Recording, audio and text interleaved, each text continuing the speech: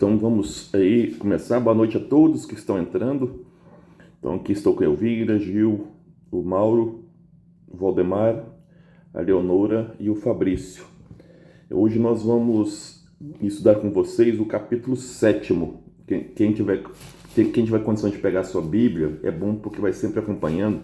Eu já mandei para vocês aí o textinho no grupo, tá? O PowerPoint da aula de hoje. Por que é bom estar com a Bíblia hoje? Porque nós vamos fazer uma comparação com o capítulo 6 para vocês verem uma coisa aqui interessante nesse capítulo 7º. Elisa entrando aqui. Elisa, boa noite também. Estamos começando agora. Então, o capítulo 7º, ele é um capítulo dedicado à evangelização dos pagãos, dos gentios.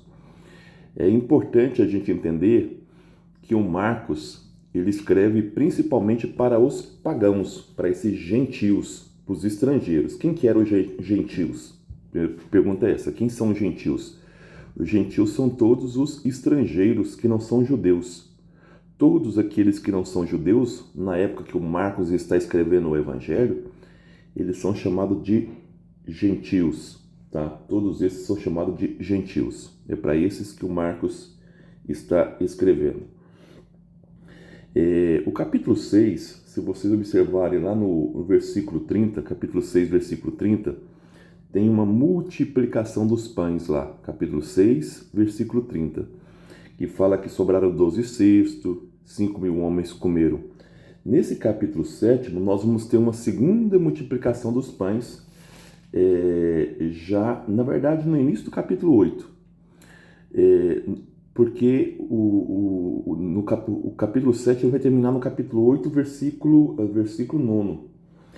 Essa multiplicação dos pães, essa segunda multiplicação dos pães, ela diz respeito aí aos pagãos. Vão sobrar quantos cestos? 7, não 12. Porque 12 é o símbolo do judaísmo, as 12 tribos. Já o número 7 é o número de nações pagãs que aparece lá no Deuteronômio. Fala de 7 nações pagãs. Também é o número de diáconos helenistas que está no Atos dos Apóstolos. Quando Marcos escreve, ele já conhece esse texto de Lucas, do Atos dos Apóstolos, que fala de 7 diáconos helenistas que são pagãos. Então é o número desses diáconos, vamos dizer, pagãos ou gentios.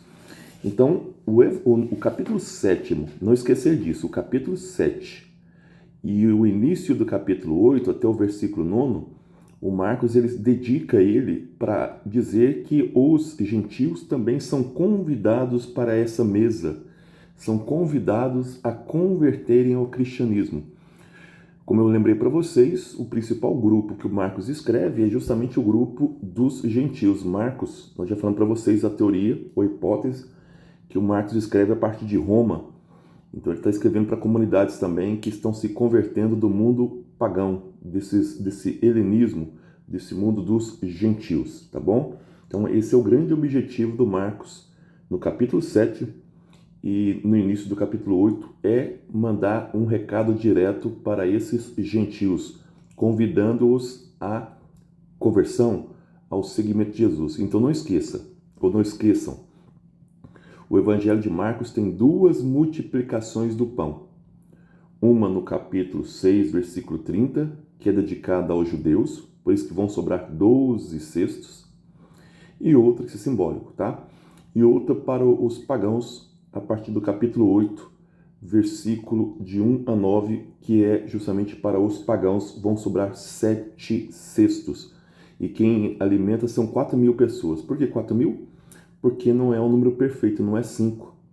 4 não enche a mão, né? Então, para dizer que são os gentios, tá? Esse que nós vamos falar. Não esqueçam depois de olhar o PowerPoint. Eu não vou ficar sempre no PowerPoint, porque senão a gente perde tempo lá.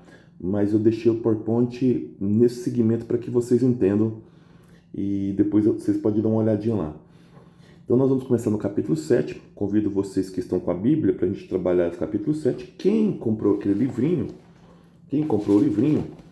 nós vamos trabalhar também aí nele, né? A gente sempre usa ele também como ponto de referência.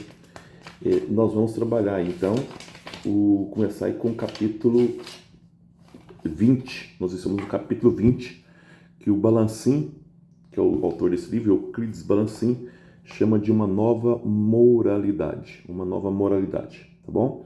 Então vamos aqui ler e a gente vai explicando para vocês. Vamos lá. Eu estou no capítulo 7 e vou começar agora. Capítulo 7, versículo 1.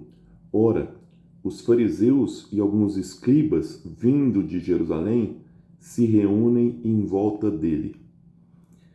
Vendo que alguns dos seus discípulos comiam os pães com mãos impuras, isto é, sem lavá-las, os fariseus, com efeito, e todos os judeus, conforme a tradição dos antigos, não comem sem lavar o braço até o cotovelo. E ao voltarem à praça pública, não comem sem antes se aspergir, e muitos outros costumes que observam por tradição. Lavação do copo, de jarros, de vasos de metais.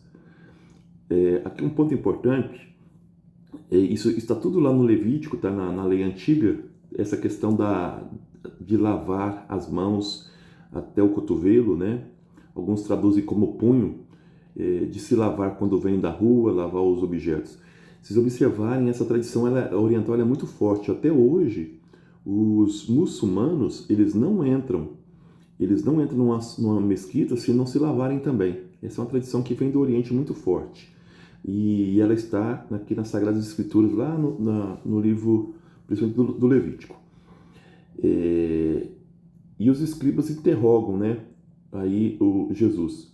Por que não se comportam os teus discípulos segundo a tradição dos antigos, mas comem o pão com mãos impuras? E ele respondeu: Bem profetizou Isaías a respeito de vós, hipócritas, como está escrito: Este povo honra-me com lábios, mas o seu coração está longe de mim. Em vão me prestam culto.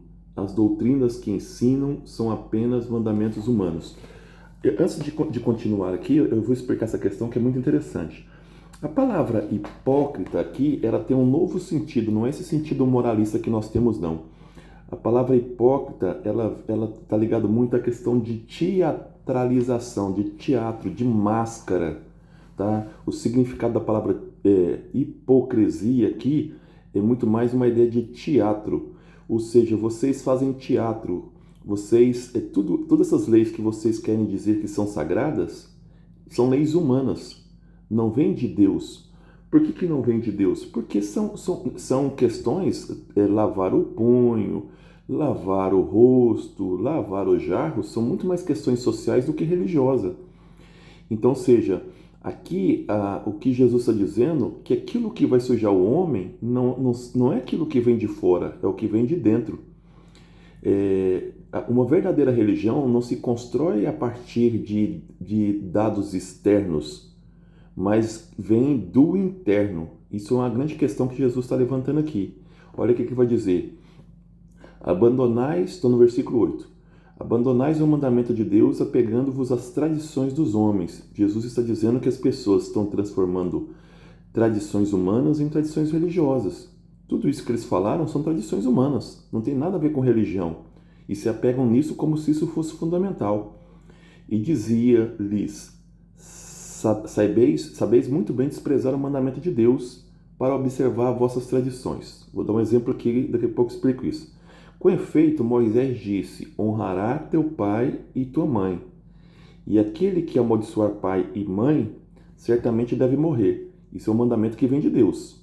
É o quarto mandamento da lei de Deus.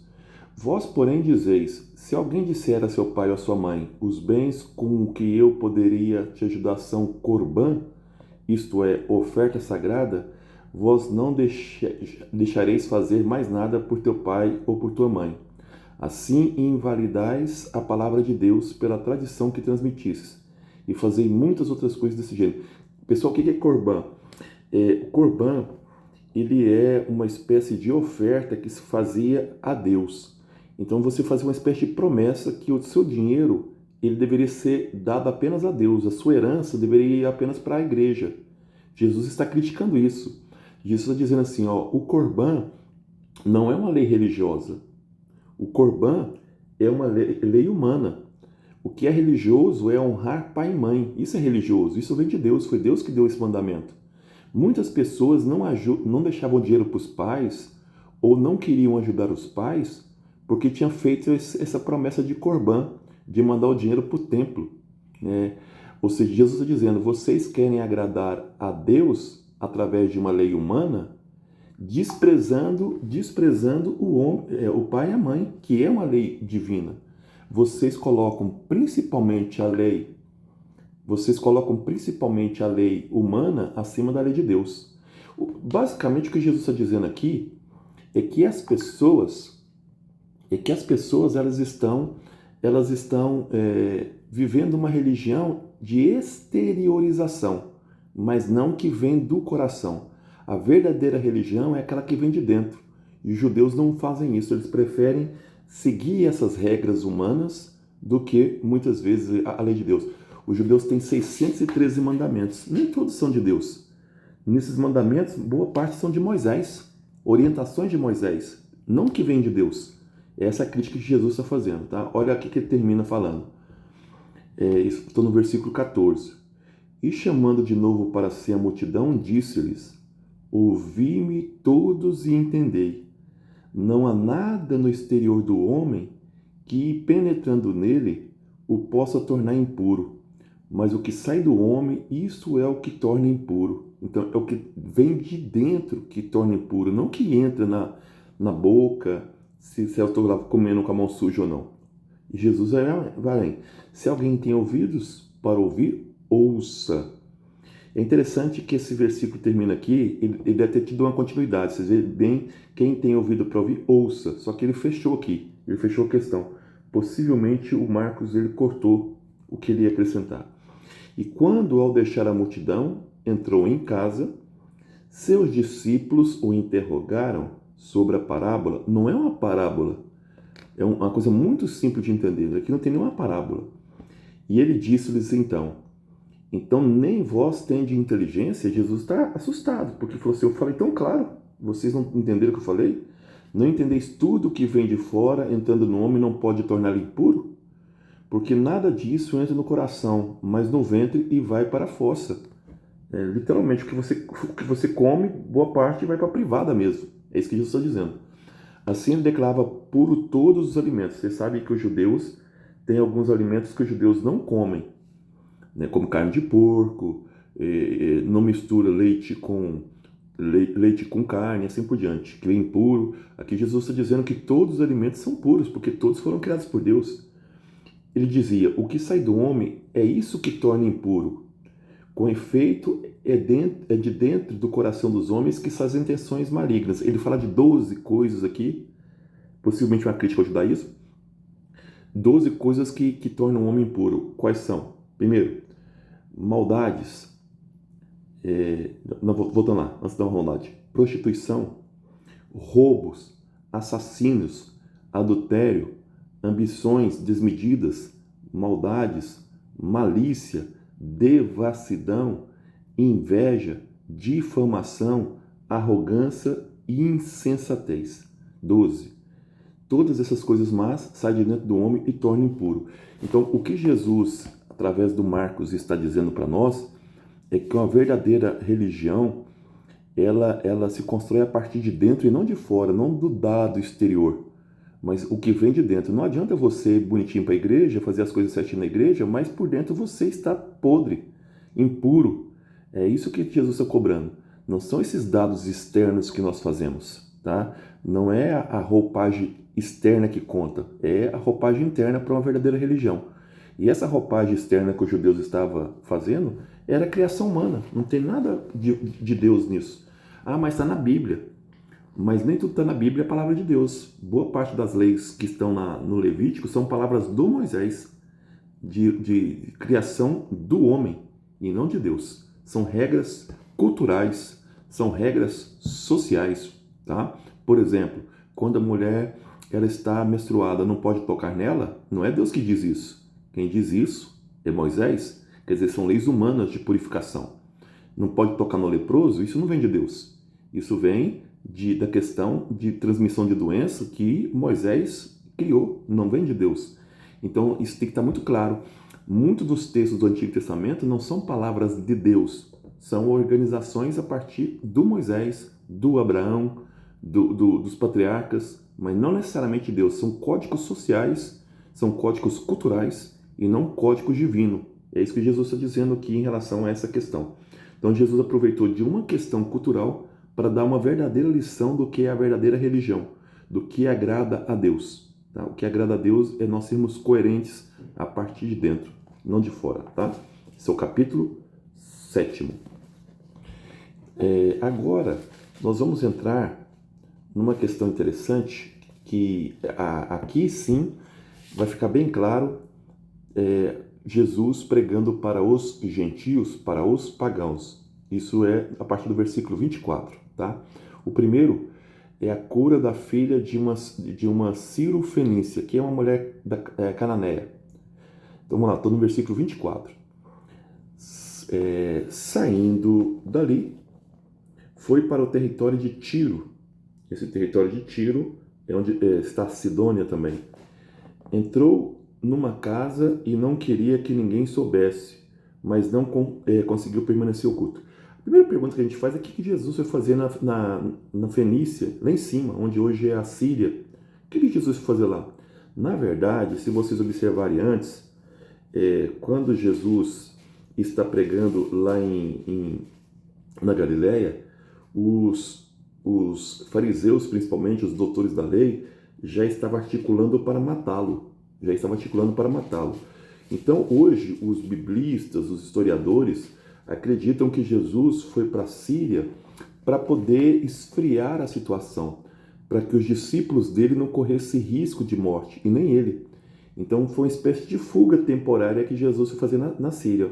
Olha bem, saindo dali, foi para o território, entrou numa casa e não queria que ninguém soubesse que ele estava ali. Então, ou seja, Jesus ele tirou os apóstolos da Galileia porque eles já começaram a correr risco de morte. Tá? Então, ou seja, eles já estavam ameaçados. Então, foi uma espécie de fuga temporária para que os apóstolos não sofressem a morte e nem para que o projeto de Jesus fosse interrompido naquele momento. Mas vamos lá. Pois logo em seguida, uma mulher cuja filha tinha um espírito impuro ouviu falar dele, veio e atirou aos seus pés. Eu não sei se vocês já observaram, o Marcos ele não fala de demônio, ele sempre fala de espírito impuro. E quando se fala de espírito impuro e que Jesus cura, é uma libertação. Essa libertação geralmente é uma libertação daquilo que nós chamamos de alienação. Pessoas que têm sua vida conduzida por outras, pessoas que não são livres, pessoas que estão amarradas a algum sistema de opressão. Então isso é a libertação desses espíritos impuros, tá? Mas vamos lá. A mulher é grega, quer dizer, ela é gentílica, né? Ela é pagã. Ciro-fenícia de nascimento. É engraçado se você vai na Bíblia lá e pega o pessoal da região de onde ela está, os judeus chamavam esse povo, todos aqueles que não eram judeus, os judeus chamavam de cães, era uma forma de desprezar, cães. E outra, muitas vezes também os judeus estavam também nos livros antigos. A ideia dos judeus era exterminar esse povo, esses pagãos. Essa era a visão dos judeus. Então eu chamava todos aqueles que não eram judeus de cães, né? Cães para menosprezar esses cães. Mas vamos lá. A mulher grega sírio-fenícia de nascimento e lhe rogava que expulsasse o demônio para fora de sua filha. Na primeira tradução, vamos dizer, original, ela chama Jesus, está até nos outros evangelhos, de filho de Davi. Ela chama Jesus de filho de Davi. Se vocês pegarem o evangelho de Mateus, essa mesma mulher chama Jesus de filho de Davi. Se Jesus é o filho de Davi, ela está tendo uma visão equivocada de Messias. Na cabeça dela, Jesus é o Messias que veio para libertar Israel. Por isso que ela chama ele de filho de Davi. Para a gente entender esse texto, a gente tem que entender esse conceito, tá? O conceito de filho de Davi. Filho de Davi é o Messias guerreiro, é o Messias político. Ela acha que Jesus é esse homem. Ela rogasse que expulsasse o demônio para fora da filha dela.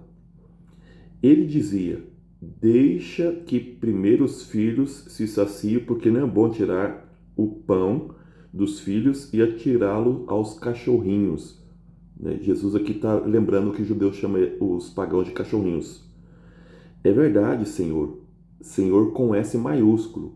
Aqui já não chama Jesus de filho de Davi, mas filho de Deus. Senhor. Senhor é o filho de Deus.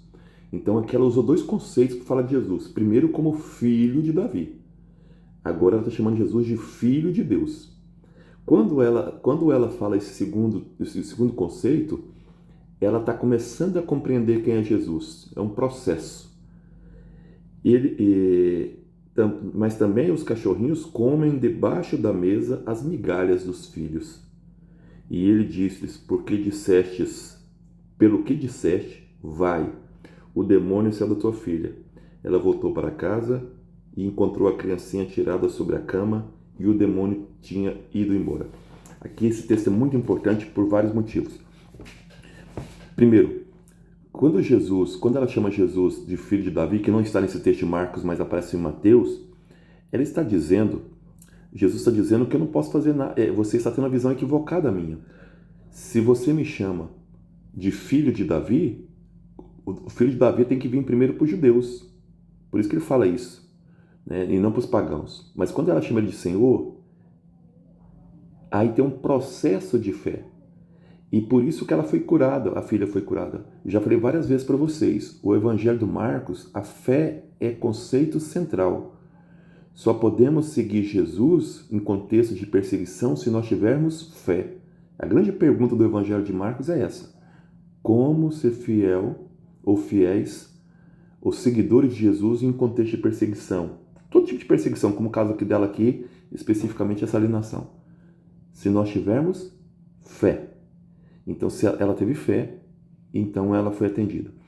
Um outro ponto que eu queria chamar a atenção aqui nessa questão aqui, é essa migalha. Jesus é o pão da vida, que foi rejeitado pelos judeus.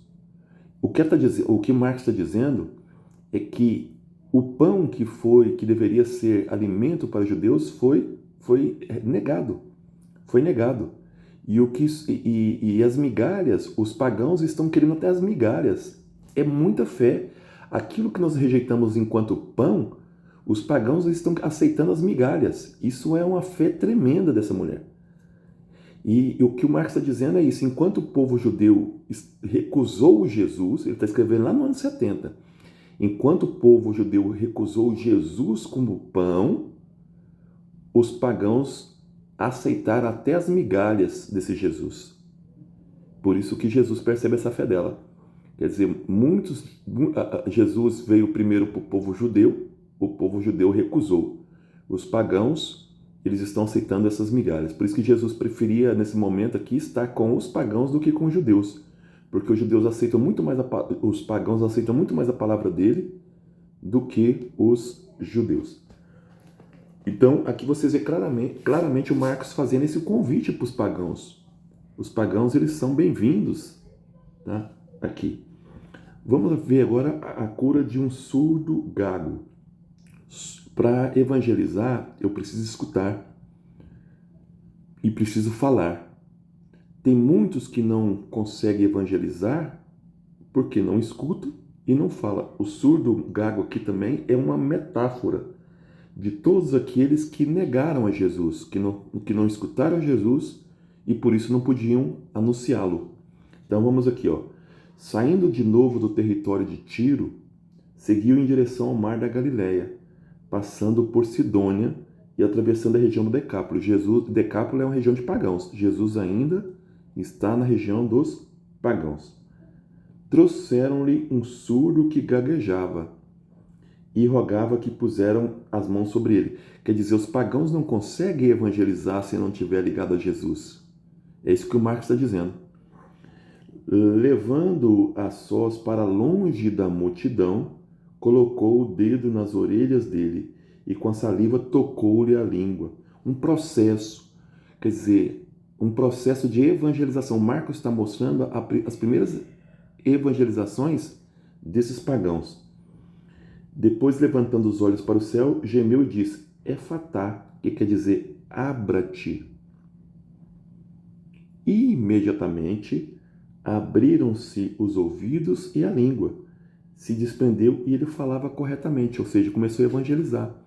O Marcos está mostrando aqui os primeiros pagãos que começam então a evangelizar, que já escutam, que já falam, que não são gagos. Lembra que o Moisés, quando foi chamado para evangelizar, ele fala para Deus: eu não sei falar. Né? Ele era gago também, essa questão. Vamos lá. E falava corretamente. Jesus o proibiu de contar o que acontecera, mas quanto mais o proibia, tanto mais ele o proclamava, porque a boa notícia, quando você recebe ela, você quer proclamar. Maravilhavam-se sobremaneira, dizendo: ele fez tudo bem, fez tanto os surdos ouvirem como os mudos falarem. Quer dizer, Jesus é a razão da nossa evangelização. Ele fez tudo bem, faz os surdos ouvirem e os mudos falarem. Quem são esses mudos e esses surdos? Somos nós. Nós somos essas pessoas.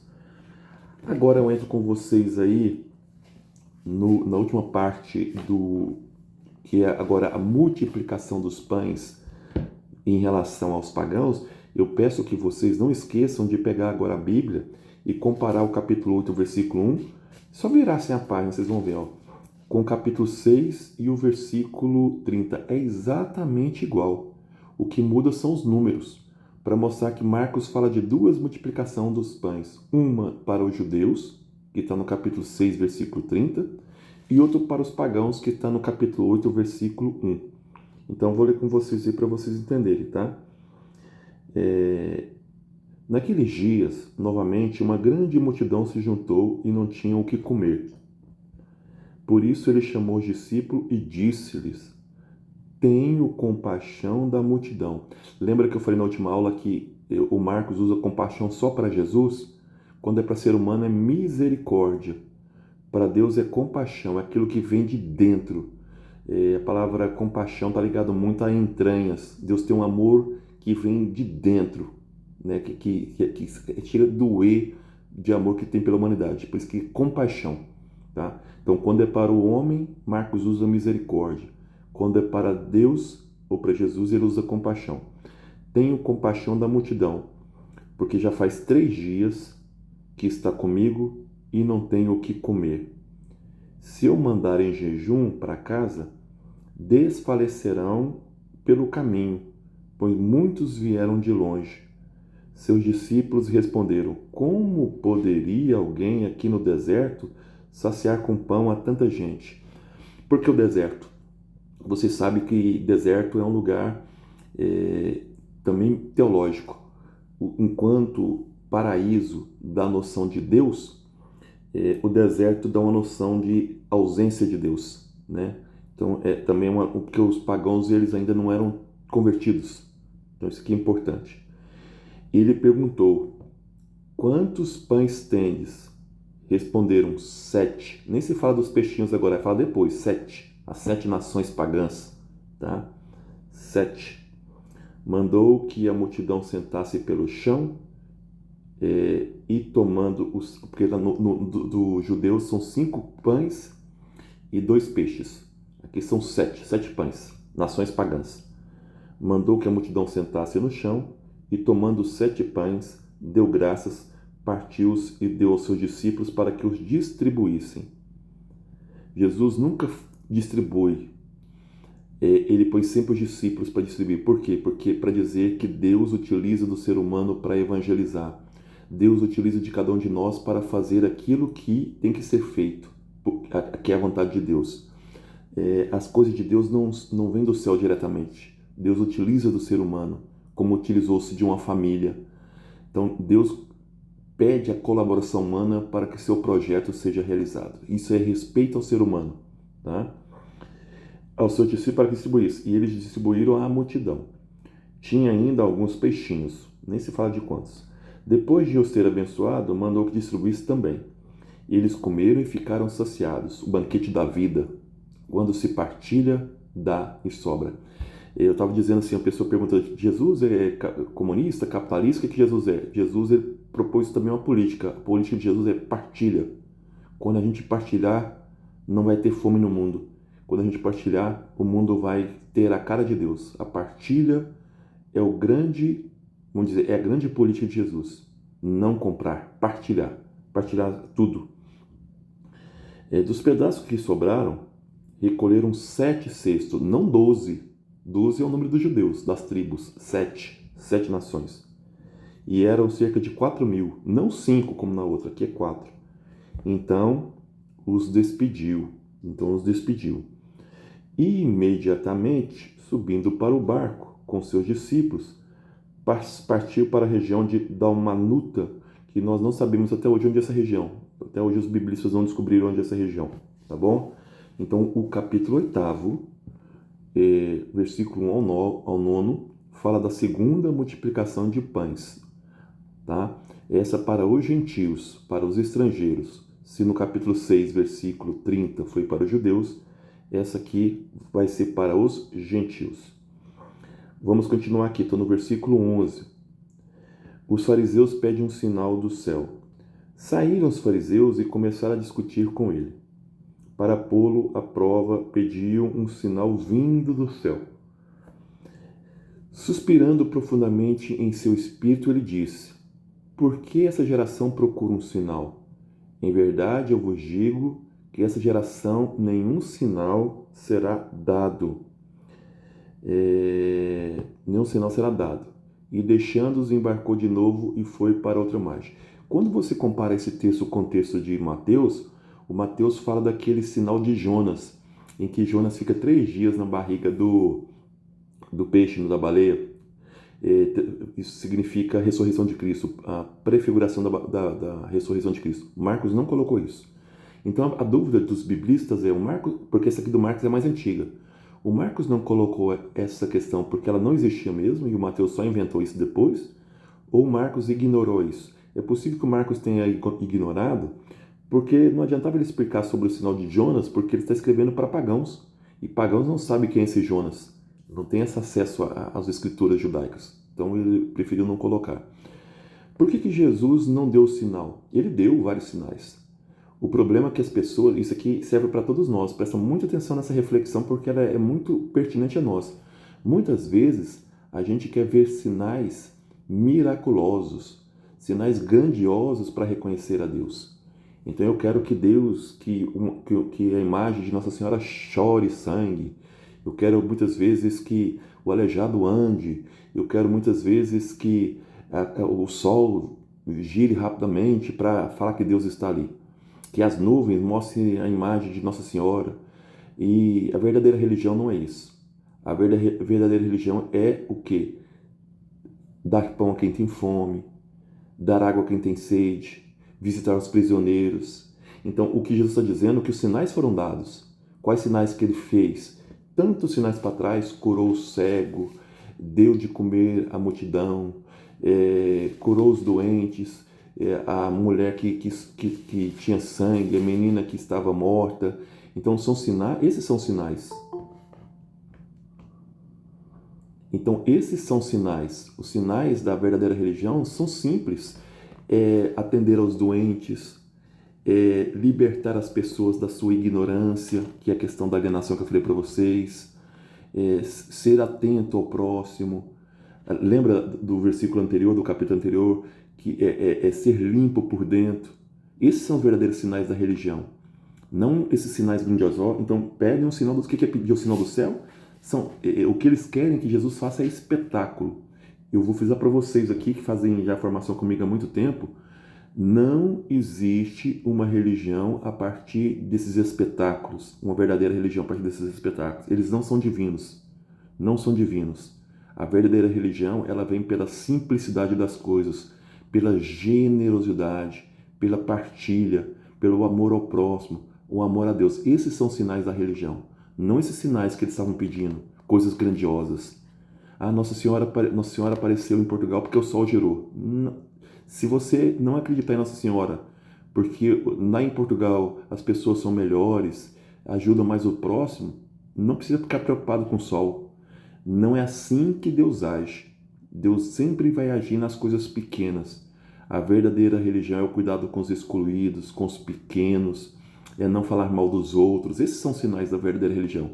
Então, se eu perguntar, as pessoas me perguntam assim, qual que é a religião verdadeira? Eu falo, é aquela que faz o bem, é aquela que cuida do outro, é aquela que não fala mal do outro, é aquela que respeita, é aquela que dialoga.